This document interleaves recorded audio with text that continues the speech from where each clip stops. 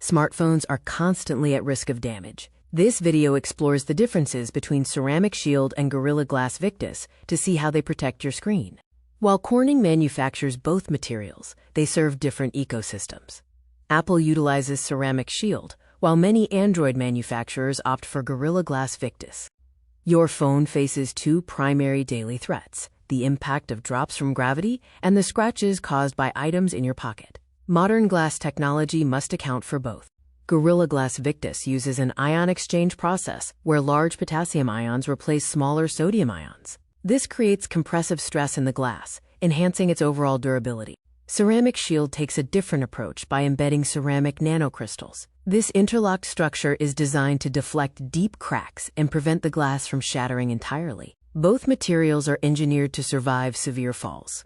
Gorilla Glass Victus is tested against 2-meter drops, while Ceramic Shield is noted for its performance during face-first impacts.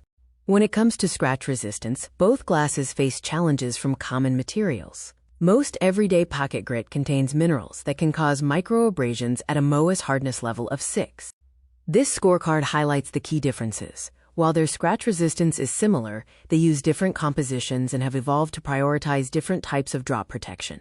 Engineering continues to advance. Newer iterations like Gorilla Armor introduce glass ceramic materials to push scratch resistance higher, while Ceramic Shield continues to iterate for better impact survival. Ultimately, screen protection is a trade-off spectrum. Choosing between these materials often depends on whether you prioritize extreme drop resistance or a balance of daily scratch and impact protection.